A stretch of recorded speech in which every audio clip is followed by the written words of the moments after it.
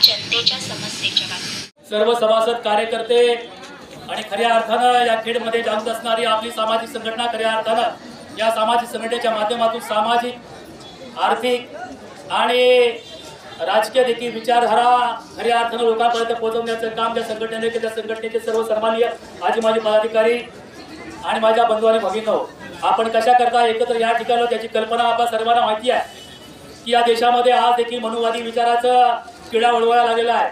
आणि म्हणून गेल्या 10 तारखेला परभणी येथेमध्ये असणारा डॉक्टर बाबासाहेब आंबेडकरचा पुतळा आहे, त्या ठिकाणी बाबासाहेबांनी देशाला अमूल्य असा ठेवा दिला आहे भारतीय संविधानाचा।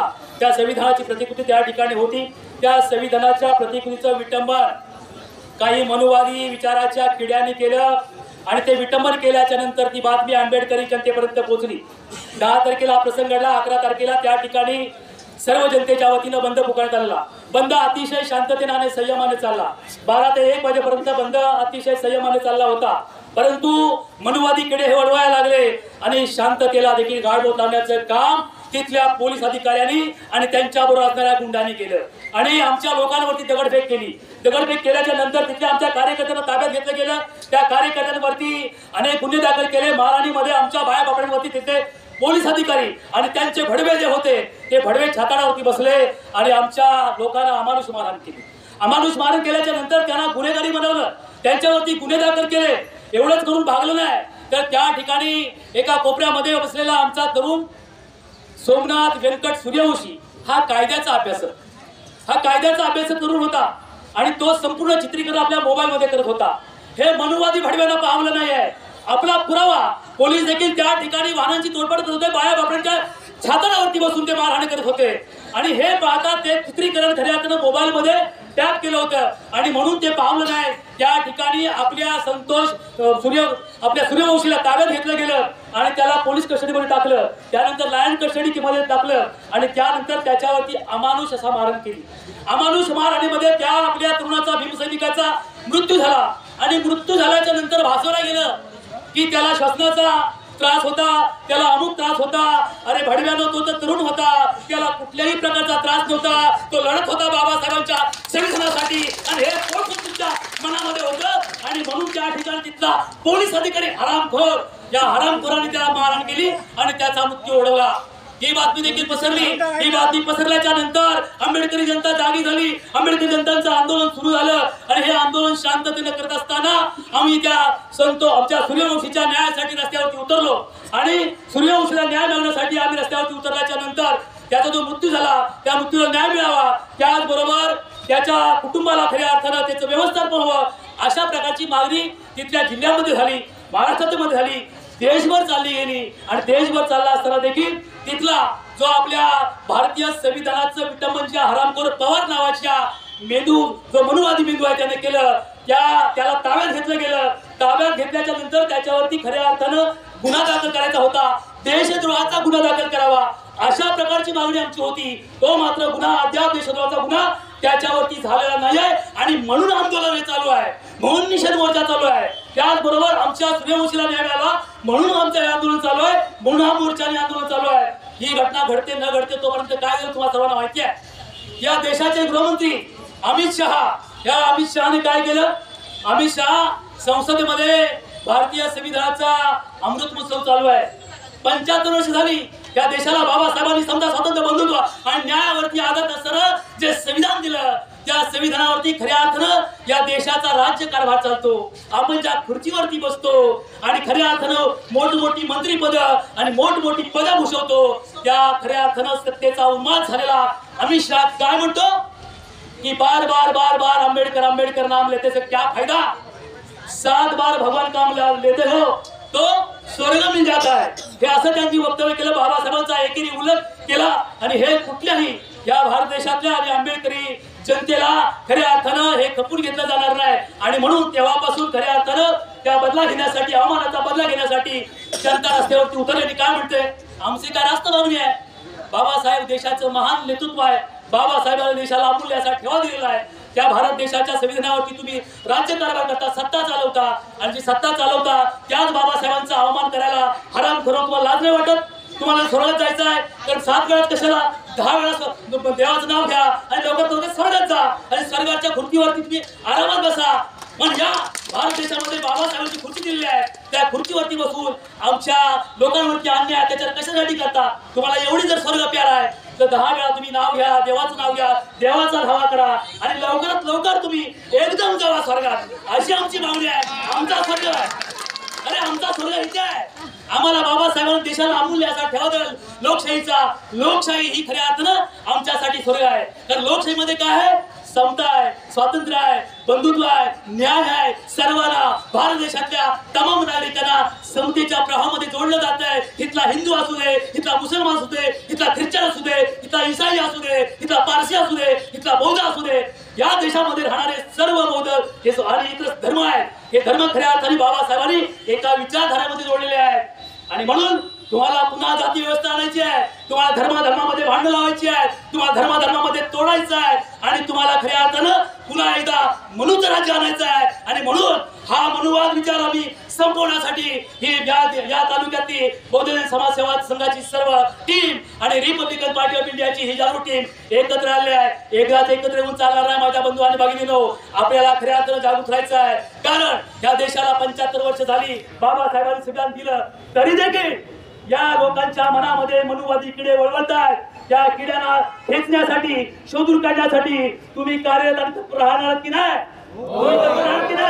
हे काम जोपर्यंत चंद्र आणि सूर्य आहे तोपर्यंत बाबासाहेबांचं संविधान टिकवायचं आहे. जोपर्यंत चंद्र आणि सूर्य आहे तोपर्यंत बाबासाहेबांचा विचार कुणी हरामखोर बसून चालणार नाही, कुणी हरामखोर तो पुसू शकत नाही. जोपर्यंत तुम्ही आम्ही जागृत आहे. या देशामध्ये एकच असा समाज आहे, या देशामध्ये एकच असा समाज आहे बाबासाहेबांचा, आंबेडकरी समाज आहे. भले तो कुठल्याही गटातटात असू दे, तो कुठल्याही संघटनेत असू दे, पण बाबासाहेबांसाठी वाटेल ते करायला हा समाज मागे पुढे पाहणार आहे. आणि म्हणून तो विचार खऱ्या अर्थानं मी टिकून आहे. अरे सत्ता मत्ता भत्ता, तर आम्ही रिपब्लिकन पार्टीचे कार्यकर्ते आहोत. या ठिकाणी मुद्दाम सांगतो, रिपब्लिकन पार्टी ऑफ इंडियाचे कार्यकर्ते आहोत, सत्तेमध्ये आहोत. सत्ता भत्ता आणि मत्ता याची आम्हाला पर्वा नाही, पण बाबासाहेबांबद्दल अवमान करणारे हरामखोराला मातीत घालण्याशिवाय राहणार नाही.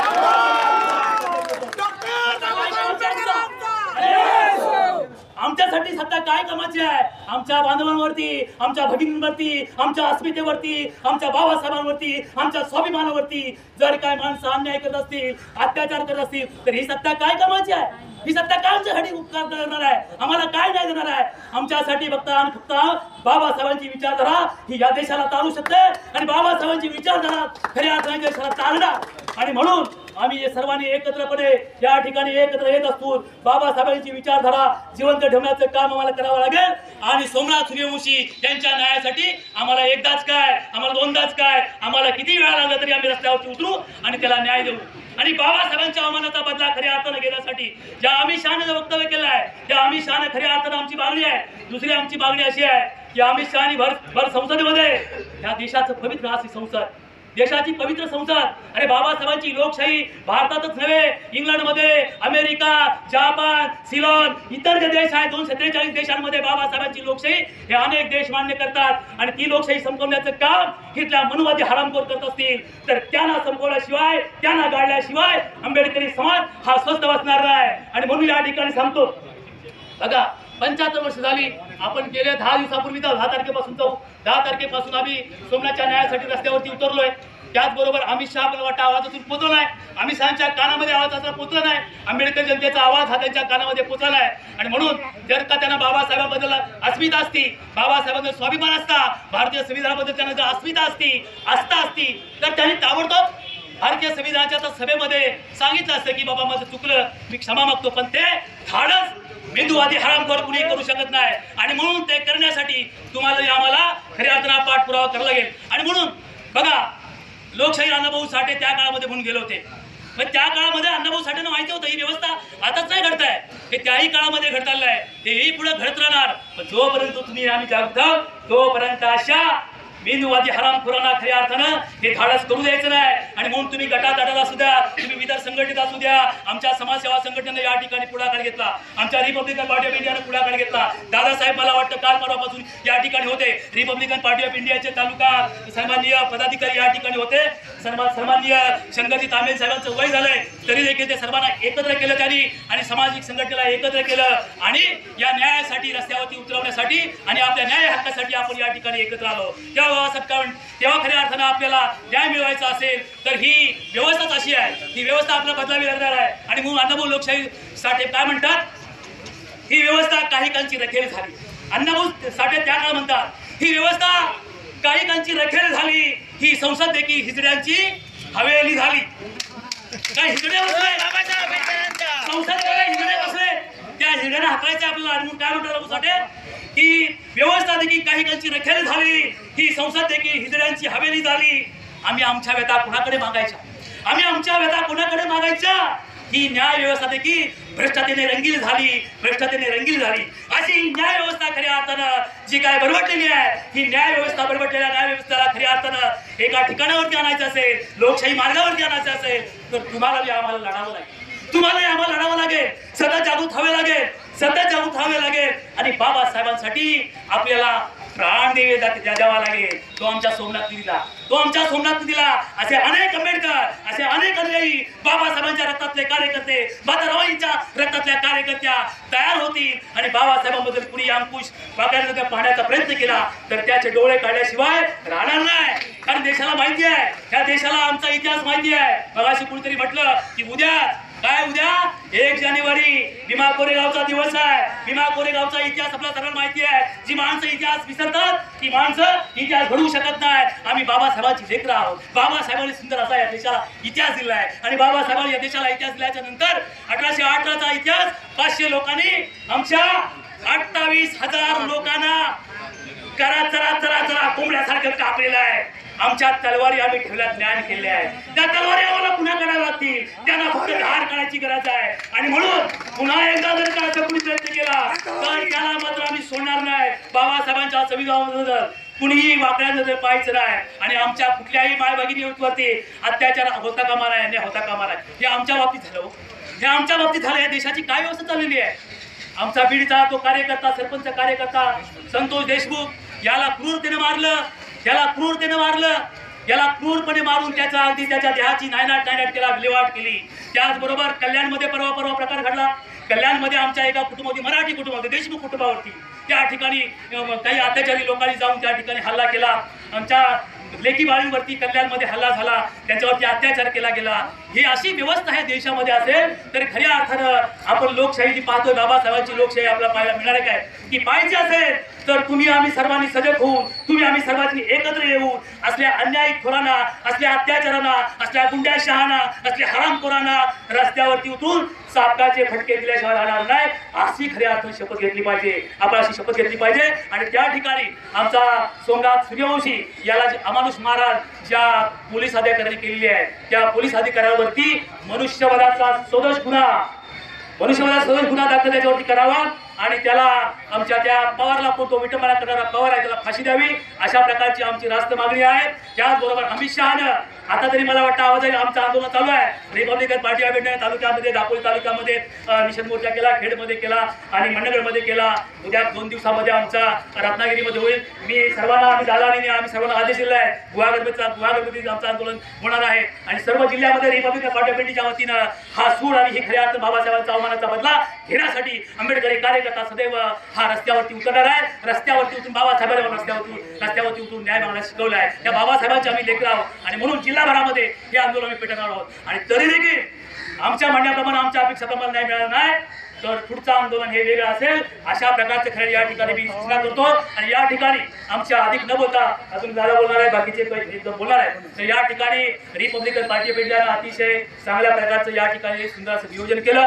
बौद्ध समाज सेवा संघटनेचे आजी माजी पदाधिकारी ज्ञानरत्न साहेब, आमचे हळदे साहेब, त्यांची टीम याने देखील चांगल्या प्रकारचं सहकार्य केलं. ही सहकार्याची भावना माझ्यासाठी नव्हे, तुमच्यासाठी नव्हे, बाबासाहेबांच्या विचारासाठी तुम्हाला आम्हाला एकत्र यावं लागेल. आपल्या मनामध्ये किती दिवस बाजू ठेवायचे, पण ज्या ज्या ठिकाणी पण बाबासाहेबांचं नाव घेतलं हे आमच्या कार्यक्रम त्या ठिकाणी सर्वांना असं मैत्रत्वाच्या नात्यावरून सहकार्याची भावना एकत्र ठेवून जशी ठेवली आहे तशीच आपण ठेवावी ही अपेक्षा व्यक्त करतो. आपल्या आदेशानं, समाजसेवा संघाच्या आदेशानं, RPIच्या आदेशानं ज्या माय मावल्या आमच्या एकत्र आल्या आणि खऱ्या अर्थानं हा आवाज त्यांनी जो दिला आहे, ह्या आमच्या रमाईच्या लेखी जागा झालेल्या आहे, ही जागरूकता अशीच आपल्या खऱ्या अर्थानं ठेवायची आहे आणि बाबासाहेबांच्या संविधानाबद्दल आपण सजग राहायचं आहे. या ठिकाणी स्वतः आदरणीय फ्रान्स साहेब या ठिकाणी आपलं निवेदन आपल्याला निवेदन स्वीकारण्यासाठी आले. तुमच्या माझ्या माय भगिनींच्या समक्ष दोन्ही संघटना म्हणजे समाजसेवा संघाचे पदाधिकारी, RPIचे कार्यकर्ते यांच्या समक्ष आपलं हे निवेदन आपण देणार आहोत आणि आपल्याला राष्ट्रपती असतील, राज्यपाल असतील यांच्या मार्फत खऱ्या अर्थाने ही मागणी आपण करणार आहोत.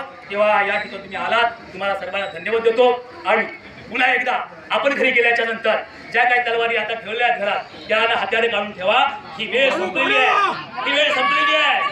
कारण अजून देखील आम्ही बुद्धांच्या विचाराचे अनुयायी आहे. बुद्धाने आम्हाला मैत्री करायला शिकवली. हो, तिकडे बघा, तिकडे बांगलादेशामध्ये आपल्या अल्पसंख्याकांवरती हल्ला झाला. ही देखील दुःखाची गोष्ट आहे. तर हल्ला कुठल्याही मानवजातीवरती होणं ही दुःखाची गोष्ट आहे. जगातल्या अखंड मानव जातीला खऱ्या अर्थानं जगण्याचा चांगला अधिकार आहे, सुखांत जगण्याचा अधिकार आहे. तिथे हल्ला झाला. आमच्या भारत देशातल्या तिथल्या देखील कार्यकर्त्यांनी आम्ही देखील त्या ठिकाणी मोर्चा काढला, त्या ठिकाणी हल्ला होतो म्हणून. पण इथे आमच्या सोमनाथवरती हल्ला होतोय, इथं आमच्या संतोष देशमुखवरती हल्ला होतोय, इथं आमच्या बीडमध्ये घडतंय, इथं आमच्या कल्याणमध्ये घडतंय. त्यासाठी भारतीय म्हणून सगळे एकत्र येऊ ना. ती फक्त आंबेडकर जनता एकत्र राहते, फक्त आंबेडकर जनता एकत्र येते. मग तुम्ही आम्ही कुठं भारतीय नागरिक म्हणून भारतीयांनी सर्वांनी एकत्र येऊन ज्या भगिनीवरती, ज्या समाजावरती, ज्या जातीवरती, ज्या हिंदू असतील, मुस्लिम असतील, ख्रिश्चन असतील, भारताच्या नागरिकवरती कोणकोणी जरी अन्याय अत्याचार केला तरी त्याच्यासाठी भारतीय म्हणून सगळ्यांनी एकत्र आलं पाहिजे. एकत्र येण्याचं काम आमचा भीमसैनिक आणि बाबासाहेबांच्या विचाराचा माणूस करतो. त्याचा आम्हाला अभिमान आहे, त्याचा मला अभिमान आहे. कारण बाबासाहेबांची जनता जागृत आहे, तुम्ही जागृत आहात. तोपर्यंत चंद्र सूर्य आहे, तोपर्यंत बाबासाहेबांचं संविधान कुणीही हलवू शकत नाही, कुणी हलवू शकत नाही. आपण मात्र झोपायचं नाही आणि हरामखोरांना झोपू द्यायचं नाही. या ठिकाणी माझं लाभत झालेलं जे काय शब्द आहे ते ह्या ठिकाणी इथं थांबवतो आणि तुम्हाला सर्वांना धन्यवाद देतो. असं ज्यावेळेला आवाज मारून त्या तुम्ही सर्वांनी एकत्र यावं आणि मोर्चा अतिशय संयमानं पोलीस अधिकारी सन्माननीय त्यांचे सर्व अधिकारी आहेत, कर्मचारी आहेत, यांना देखील मी विनंती करतो. आपण आम्हाला चांगलं सहकार्य केलं. आमच्या ह्या शेकडो बांधवांनी अतिशय बाजारपेठेतून शांत आणि संयमानं खऱ्या अर्थानं मोर्चा काढला आहे. हे शांततेचं प्रतीक आहे, हे समतेचं प्रतीक आहे. बाजारपेठेत दुकान लागून आहे तरी देखील आमच्या बांधवांनी अतिशय शांततेनं संयमानं आमची भूमिका घेतली आहे. पण जेव्हा आम्ही असह्य होतो, आमच्यावरती खऱ्या अर्थानं अन्याय किती सहन करायचा, हे जेव्हा असह्य होतं तेव्हा मात्र घटना घडतात आणि त्यात घडू नये असं वाटतं. तर त्या तालुक्यातल्या प्रशासनाने, त्या तालुक्यातल्या जिल्ह्यातल्या प्रशासनाने, त्या महाराष्ट्राच्या प्रशासनाने सजग राहून आम्हाला संरक्षण द्यावं, न्याय द्यावा. तर आमच्या संरक्षणासाठी तुम्ही आहात आणि सहकार्य करण्याची भूमिका आमची राहील तशी तुमची राहावी अशा प्रकारची या ठिकाणी विनंती करतो आणि माझे दोन शब्द संपवतो. जय भीम, जय भारत, नमो बुद्धाय.